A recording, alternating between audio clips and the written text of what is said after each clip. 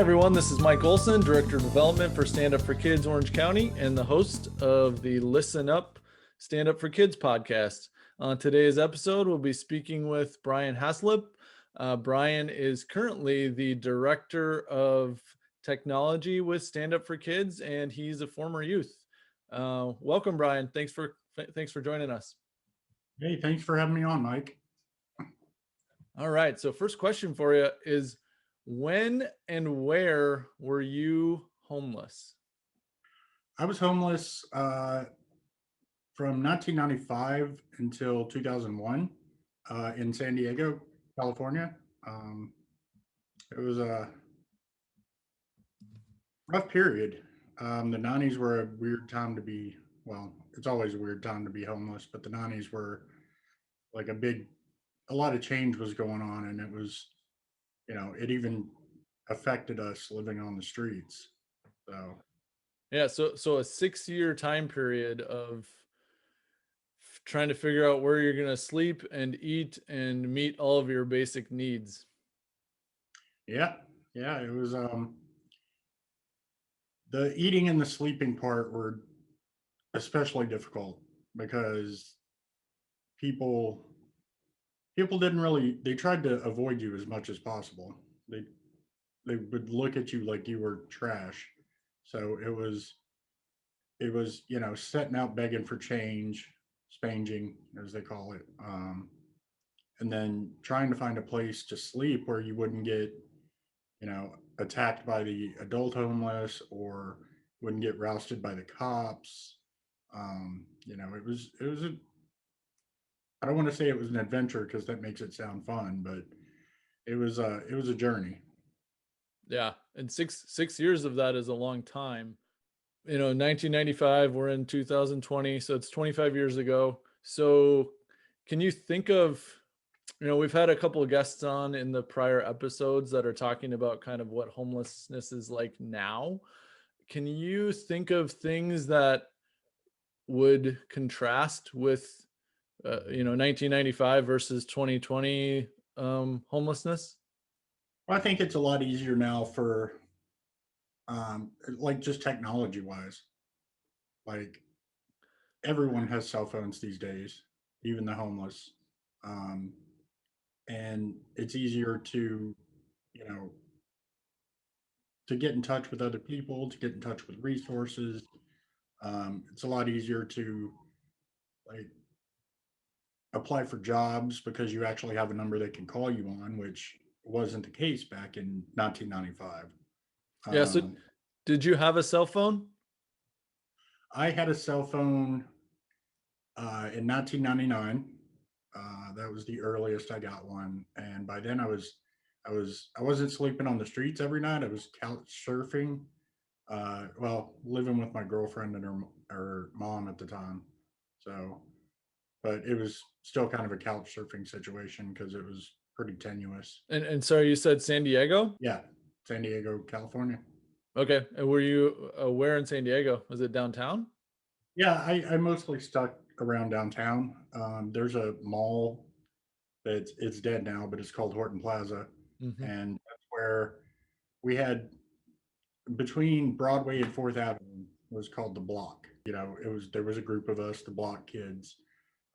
We all hung out. We had each other's backs, kept each other safe, and basically lived at that mall for the most part. Like most days, you could find us there. And why did you pick that location? Because it's downtown. It's right near the Gaslamp Quarter, which is San Diego's big downtown, Mm-hmm. attraction. So there were lots of tourists. There was, lots of foot traffic. So if we were spanging, we'd have a better shot at making a little bit of money from, tourists and Navy folk. And, just, it was just based on one, the cops didn't really mess with us because it was public property. And two, there was a lot of foot traffic.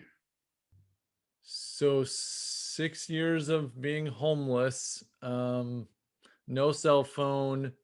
So you're kind of like whatever's nearest to you, whatever is super local is what it's the resources you have. You can't, whatever, you can't go find a job 20 miles away by picking up your phone. uh Yeah, it was accessing resources as a youth in the 90s was very, very difficult, because there weren't a lot of programs. Um, there was like St. Vincent de Paul, but it's geared towards adults and it's a shelter. And a lot of kids, even if they were able to get in, which most of us weren't because you've got to be 17, um, then you had to worry about being victimized by the other homeless, which happened a lot more often than I'd like to admit. Um, but yeah, it was really difficult, and I think that's part of the reason that a lot of us were on the streets for so long was we didn't really have access to youth oriented resources. It was everything was for adults. like you said, the security part of hanging out with adults is one thing. What else is it about youth focus? What else is a youth focus that I wouldn't otherwise think about? Well, I mean, a lot of people will look at homeless youth and they think, go get a job, pull yourself up by your bootstraps, get yourself off the street. And it's not that easy because if you're an adult, you've got someplace like St. Vincent de Paul or other shelters where you can get mail, where you can, get phone calls, stuff like that. So, like, I didn't have an ID and I didn't have anywhere to get mail to get an ID. So you can't get a job without an ID. Can't, it just, it's a cycle. Like it was a cycle of not being able to get a job because I couldn't get the documents because I didn't have a place to get mail. It just, it was an endless cycle. A lot of roadblocks that would seem trivial to most people now, but for you and your situation, like those are real issues that literally prevented improvement of your situation. Yeah. Yeah. And it was that way for all of us. It was like, I don't think anyone that I knew had a cell phone until like 1998. So it was just, it was hard. It was just struggling every day to try and figure out what to do to make things better for yourself, and then just having one, like you said, roadblock in front of another put up. And then probably at some point you get a little hopeless and you just kind of say to hell with it. Yeah, there's I was definitely depressed the majority of the time. Tried to kill myself more times than I can count. Um, just because it was hopeless. Like I didn't see any kind of light at the end of the tunnel. I started doing drugs to cope with the not being able to get food, you know.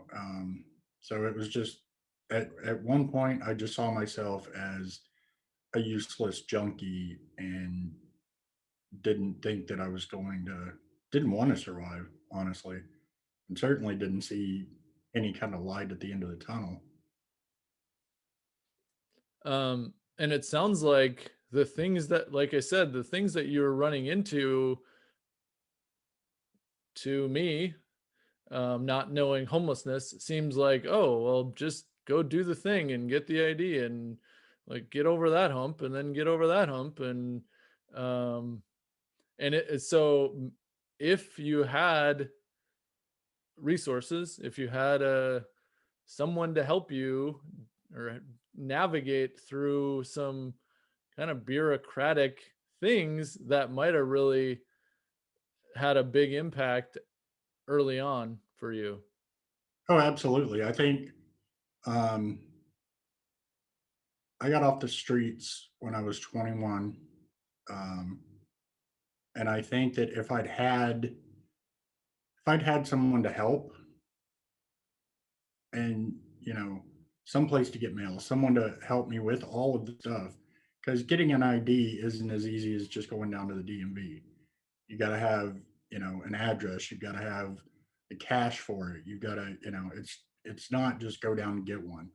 Um, and I think if somebody had been there at the start, to help me do all that and, give me a place to not necessarily crash at, but get mail at, then I think I probably could have gotten off the streets a lot sooner. You weren't on the street because you wanted to be there. You ended up there because of circumstances, and you were actively trying to get yourself off of there, but just couldn't do it. Yeah. I mean, at first, going to the streets is terrifying. Especially for me, I grew up in small town Arkansas, and so hitting the streets in a major metro area like San Diego, I didn't know what to expect. I was terrified, like I said. Um, I got pretty lucky in that the group of kids that I would hang with found me really, really quickly and brought me into their group. The majority of homeless youth don't want to be on the streets. They're not there because they want to be. They're not there because they're having a good time and partying and whatnot. They're there because something happened that led to them finding themselves on the streets. And it's just once you're there, 15 years old, 16 years old, it's just like we've said, like we've talked about, it's incredibly hard to do anything to start getting yourself off the streets.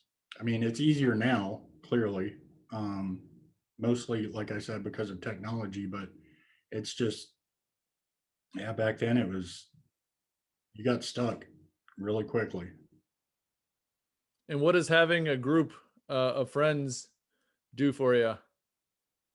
Well, it's one, just, it helps you stay sane. Um, Plus, you're protected. You're all fighting against the same thing. And so you're kind of battle buddies in a way. You have each other's backs. You know, if I got handed $15 and went to McDonald's, all my friends were getting McDonald's too. It was just that's the way it was. We were like a not like a commune, but like a family. Yeah, was it hard to build trust with those people? Um, you would think so, but not really. Like I think a lot of it for me was how quickly they brought me in. There was I mean, there were rules. Like there was a area that a lot of us squatted at that was under a bridge. And we had an unofficial leader named Bob. And one of the rules was, no meth, no heroin, nothing like that at the camp. Um, and so it was kind of like a little hierarchy. And so trust was built pretty quickly because, you know, it's when you're nice to somebody and they're nice to you and you get to know each other, and you can just feel if somebody's gonna have your back. You can feel if you can trust somebody. And we all did. Like I mean, shady people popped in and out now and then, but for the core group, we all trusted each other with our lives essentially. How big was your group? Um, the core group was about 12 to 15 people. Um, it wasn't a huge group. It was just, because if you get too many people, you're kind of blowing up your spot. Too many people going in and out, somebody's going to notice. So it stayed pretty small, generally, but it was a solid core. Everybody knew each other, everybody trusted each other, everybody looked out for each other. So you had a government, kind of a loose government with laws and rules and Kind of. a system, I Yeah. guess you could say. Yeah, we definitely had a system there. Um, and that's how you survive. You got to you have to have rules. Can't just be like anarchy. You can't have people, in one tent doing heroin, because that can lead to shady behavior. You don't want those people coming over, taking your stuff, pawning it, whatever. Um, so yeah, there was general rules that we abided by just to keep the group safe as a whole. And was Bob like, so if you have rules, you need to have enforcement. So is Bob the enforcement?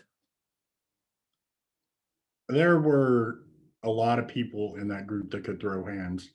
Um, Bob was probably number one. Like he was a smaller guy, but he had hands. And how old are the people in the group? What is the age range? We were all generally about the same age. I think it was probably like, I think our youngest was a little girl. She was 9, um, and the oldest was like 16. Wow. How old is Bob? I want to say Bob's a couple of years younger than me, so I want to say he was like 14, 14, 13, 14 at the time. Okay, so what is like, can you give me a circumstance where enforcement or discipline needed to happen?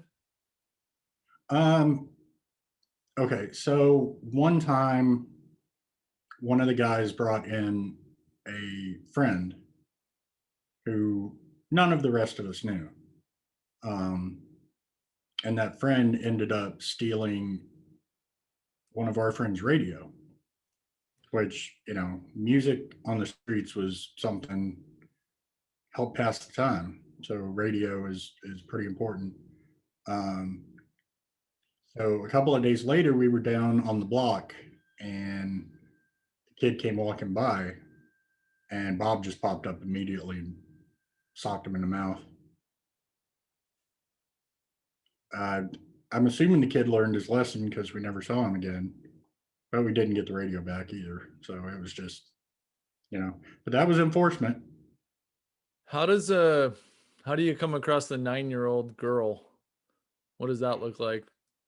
Well, she was living on the streets with her mom, um, and her sister. Although her sister was often in family houses, like being shuffled around between family members. Um, but she was taken under the group for protection, because at 9 years old you shouldn't be on the streets, even with your mom. And her mom kind of had some drug issues, so we felt like, the more people looking out for her, the better. So did she sleep where you guys slept, or did she sleep with her mom, or how did that No, work? she generally spent evenings and nights with her mom. Um, Although she did spend a couple of nights now and then in the camp. And were siblings and parents typically involved on some level with the crew? No, no. Generally, I mean, there were some siblings, um, but generally the parents weren't around at all. How long were you with that group of people? I still know most of them to this day. Um, I was We were all part of the same group up until I ended up getting off the streets. And I mean, we're still, like, we've got Facebook groups called the Block Kids. It's, we keep in touch, and I see quite a few of them, like, well, not now because of the pandemic, but before we were all staying home, I saw most of them quite often. The majority of them are off the streets and clean and, doing well for themselves. That's great. So if I know I haven't been to San Diego I mean, I haven't been downtown for maybe a year, but I know homelessness is still a major issue in San Diego, as it is in many parts of the country. Do you think there's a group of block kids that exist in San Diego like what you were a part of now? Not in the same way. Um, Ever since, and this is a long time ago, but ever since Petco Park, home of the Padres, went up, um, there's been a real push by downtown business owners and the cops and everything to kind of push the homeless people off to other areas of the city. When I go downtown, I do see kids now and then, um, generally hanging out in the park in front of the mall. But it doesn't seem to be a group like we had. It's a really young group.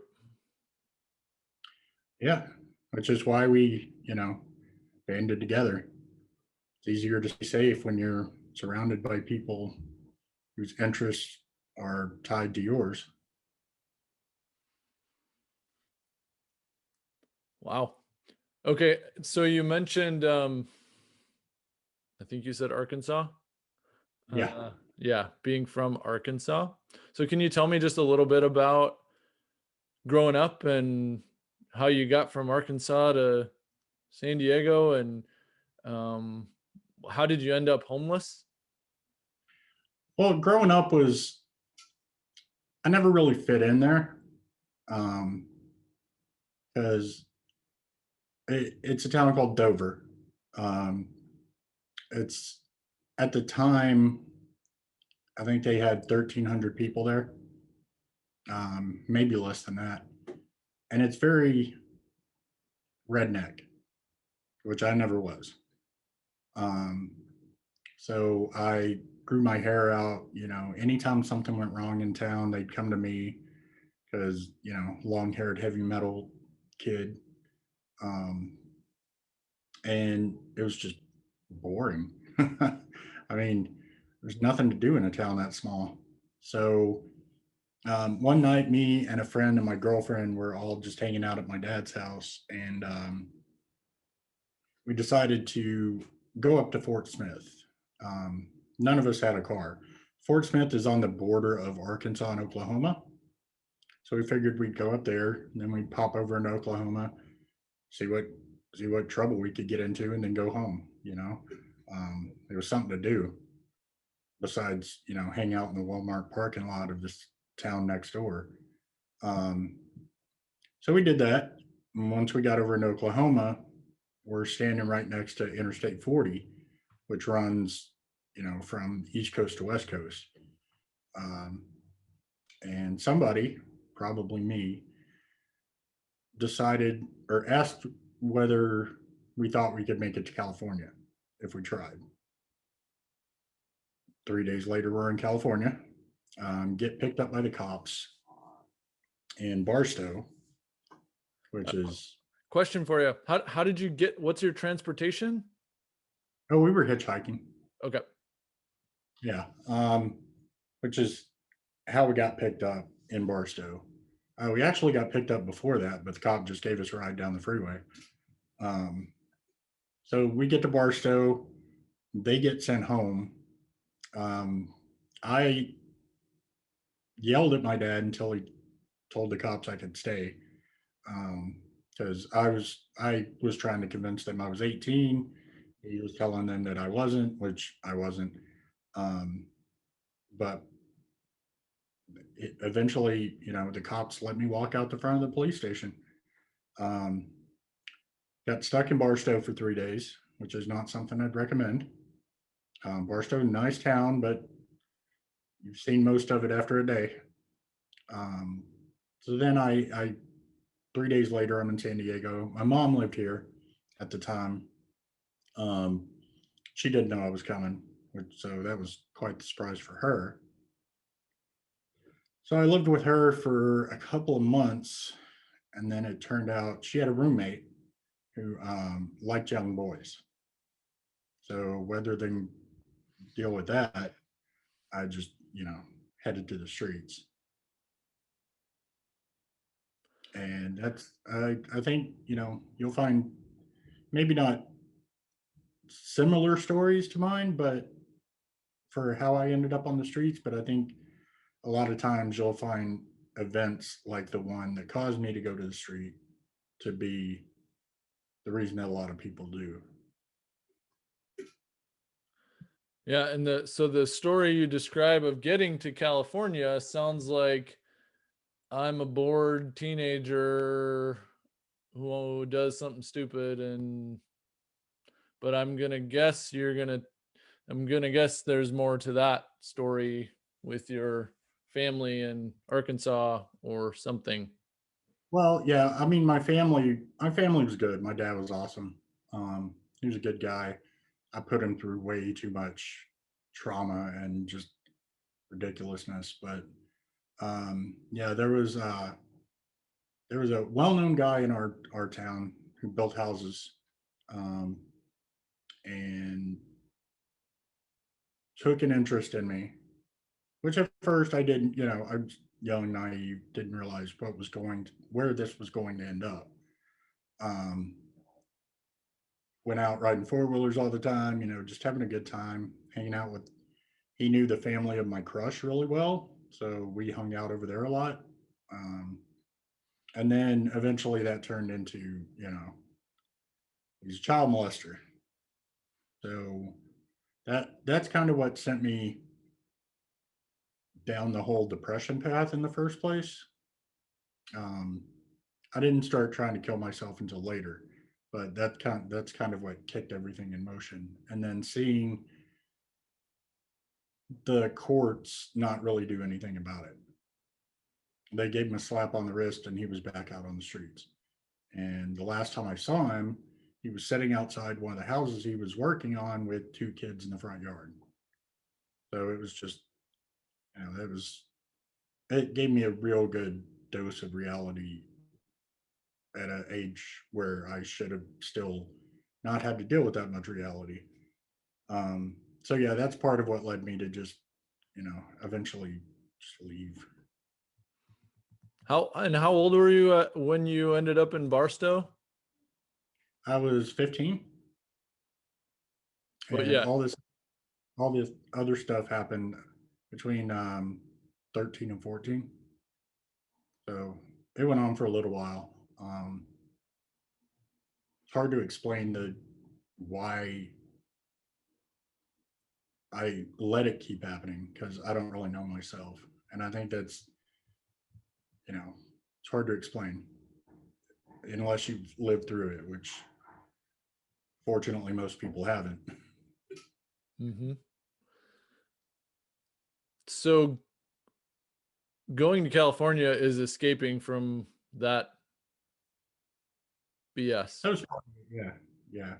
It was just I knew that I was never, or I felt like I was never going to have a fair life in Dover because everyone already assumed that I was, the bad kid, and cops clearly didn't care enough to do anything about the stuff that was going on. The courts didn't care. So, I mean, what was the point of me sticking around? Yeah, but so your dad would be the one thing I would wonder about. So you said you have a good relationship with him, and that wasn't enough of a good thing to help. I don't know how to say it. Well, he didn't really know until it all came out. I got caught skipping school one day, um, and I was in the principal's office, and it just, it all came out to the principal, and my dad. There was some enforcement. My dad did a lot more than the cops or the courts did. Spent a couple of days in jail over it, which, good for him. Mm-hmm. I would be ashamed if anybody touched my kids. Mm-hmm. So Me too. uh, my dad, he did what he felt was right, and I agree with him. Um, he he stood up for me, something like I said that the cops and the courts didn't do. So yeah, I mean, I regret leaving the way I did, especially because I didn't get to see more of my dad in the years before he passed. Um, but I can't say I'd ever want to undo it because coming to San Diego ended up with me having my own kids. So, you know, like Frankie says, regrets, I've got a few. Wow. Okay, so let's go back to, I think, 2001. Is that so? Let's go back to, all right, I'm on the streets. I've got my group. Uh I'm trying to get off the streets. How do you finally do it?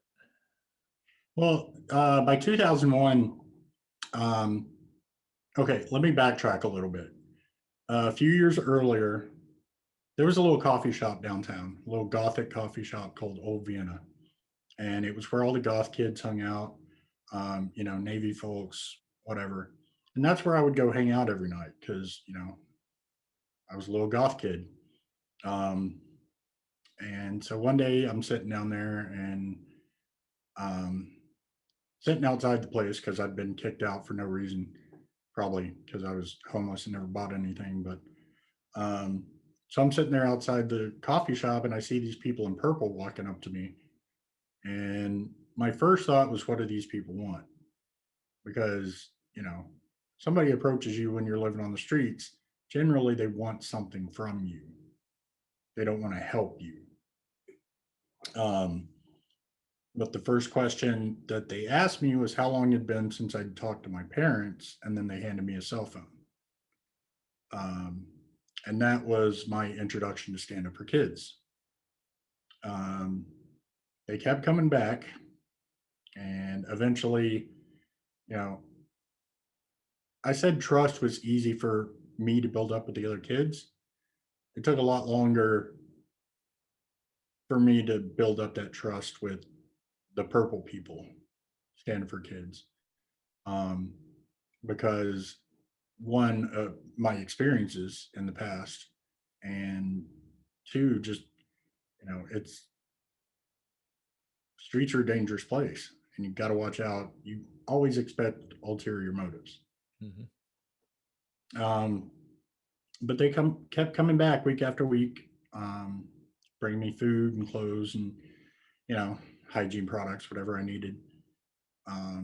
Then they opened up a center, an outreach center, which was, awesome because even if I didn't eat anything all day, I could go there and, at least eat once a day.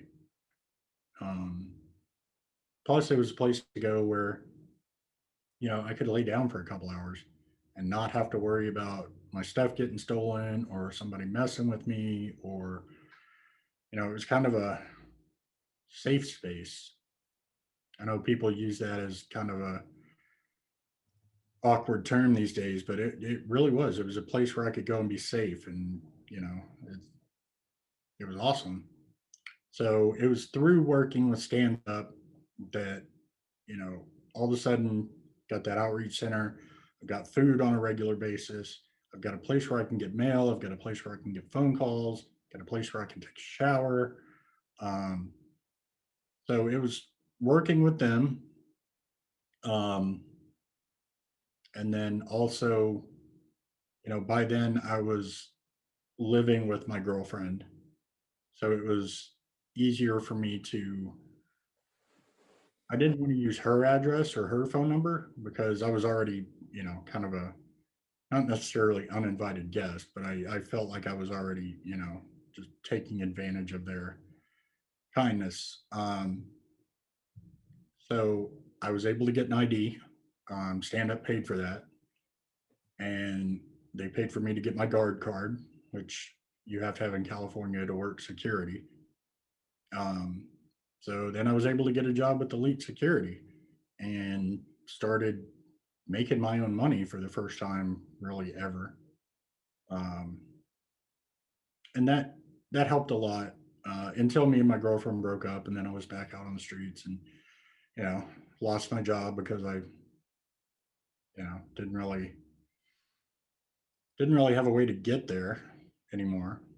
Um, so that's when I met the mom of my children.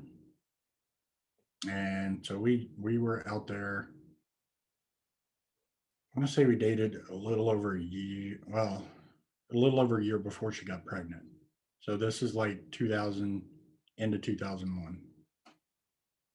Um, so she got pregnant in 2001, um, late 2001, and we went to the center and talked to some of the counselors there about um, well, one, we were both tweakers. We were both using meth, which was something that, she got pregnant, we wanted to stop doing. So we went there and we asked them, hey, do you think you can help us out with Greyhound tickets to her dad's place in Texas? And they did. They bought them. And, a couple of weeks later, we were on our way to a even smaller town that I grew up in Texas, a little place called Rotan. Um, we get there, uh, you know, got sober because there's nowhere in that little town, nobody's selling meth. It wasn't the epidemic that it is today. Um, um, yeah, so we got there and I got a job working at a cotton gin, which I would not recommend. That's awful. And then got a job working on a road crew, putting up street signs. Um, my son was born in April of 2002, and I the only time I've spent on the streets since is when I've been doing 24 hours on the streets for Stand Up for Kids. Haven't touched meth since or any other hard drugs. Um, so it was really, I don't want to say it was one specific thing. I mean, it kind of was. It was the bus tickets that got me off the streets, but it was also like the years of support before that. It's a lot easier to get through the day knowing that you're going to eat at least once than it is if you have no idea when you're going to eat next. So I think that's what a lot of people I think don't understand is you can tell someone to get off the streets, but unless they've got a support system, it's easy to fall right back to it. It's you got to have that parachute or that safety net. Yeah, I mean, and it's not rocket science either, I guess, is maybe a takeaway. Uh, Yeah. you need a meal, you need to access to an ID, ultimately you need to get a job so that you have money to support yourself. And um, but like you said, a safety net. Um, some And I people, think a lot of people take for granted that they don't think about that. A lot of people have their family they can fall back on, or they have you know what their wives or their husbands, but kids on the streets don't really. A lot of times they don't have that. They've run away from bad situations, or their parents have disowned them for coming out, or whatever. And that's the thing that a lot of people don't ever think about is these kids, even once you get them off the streets, they're one missed paycheck from being back on. I think a lot of people live like that. Kids, adults, everybody, they're one hospital bill or one fight or one incident away from being in a really rough spot. Yeah. So having a resource to go to when that happens is huge. Um, if you can be there when that happens, you can help them through it for a potentially a really short period of time at a person's low point, and then send them back on their way to a stable situation. But if you let that situation fester, and there is no safety net, then you can fall into long-term issues. Yep, absolutely. So where are you now? What's life Um, like for you, for Brian in 2020? well, I mean, crazy, like everybody's life in 2020. Um, but I'm, as you mentioned at the beginning, I'm director of training and information technology for StandUp for Kids, um, which really, like, I've kind of been working on and off for StandUp for Kids since a year after they helped me get off the streets, like off and on as a trainer, independent contractor, and now I'm full-time employee. Um, I'm still in San Diego for now. We'll see what the future has, but right now I'm in America's finest city, working for StandUp, doing assistant managing for my apartment complex. It's a it's a pretty good life. Hectic, crazy, but pretty good. And you have a 17 or 18-year-old, is my math right? I have a 18-year-old and a 17-year-old.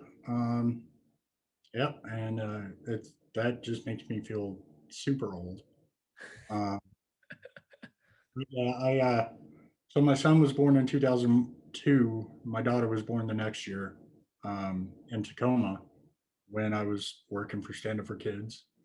Um, yeah, it's crazy crazy having adult kids after, sometimes I still feel like a teenager. So it's just weird. Awesome, but it's weird. Do they do they know kind of the life you've had? They know bits and pieces. Um, they know that me and their mom lived on the streets, and we've kind of used that to teach them, and try to move them, you know, away from things like drugs and alcohol. And it's worked. Um, they're never going to know all the details because there's just one, a lot that I can't remember, and two, a lot that they don't need to hear. Um, but they know the basics, yeah. And like I said, it's been a good teachable moment for them.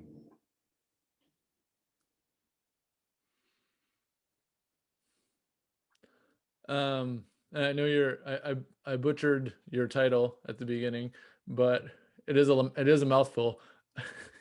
Yeah. um, but do you, and I know that's mostly disconnected from being directly working with youth. And I'm in a similar role. But does, obviously your path and now what you're doing are whatever, have a lot of parallels. How do you feel about that? I like being able to give back. Um, I like being able to help the organization that helped me survive to, get to better places.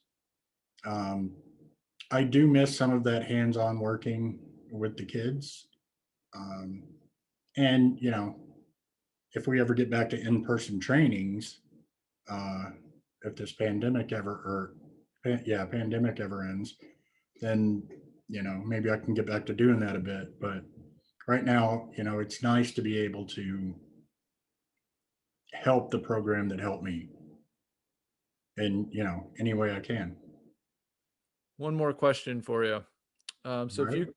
if you could tell the listeners who are who just heard our discussion here, one additional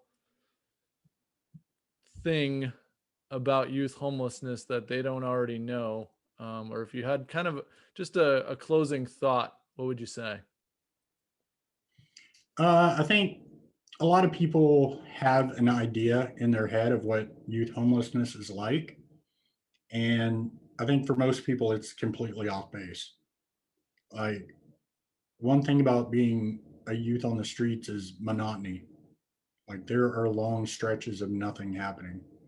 And that's why a lot of kids fall into drug and alcohol use, is because you're just sitting there doing nothing for hours and hours and hours each day. And it's not that these kids want to be junkies. I didn't, but you start using them and you're like, oh, well, this adds some spice to my day. And then next thing you know, you've been using for 5 years and having trouble getting off it. And I think people just don't think enough about what kind of situation these kids are in and the reason that they do some of the things they do. Because it's easy to say, well, yeah, that kid's out there on the streets because they want to do drugs, or that kid's out on the streets because they didn't want to listen to their parents and they want to party all the time. For me and most of the kids I was on the streets with, the drugs came after. And it was because we're just out there, dying on the streets and dying slowly. And so it's just, maybe in some messed up way for me, it was trying to self-destruct faster, but for a lot of kids it's just boredom, and then that leads to drug use, and that leads to making the situation even worse. You have an upper? All right, well, here's an upper. 99% of the kids I was on the streets with are off the streets now. They're sober, they're doing great. I still talk to them. It's as bad as the streets can be, you can find good parts in them. And I think that's, you know, making 12 to 15 lifelong friends in the middle of a bad situation is something I never expected, but something I'm very, very glad I did.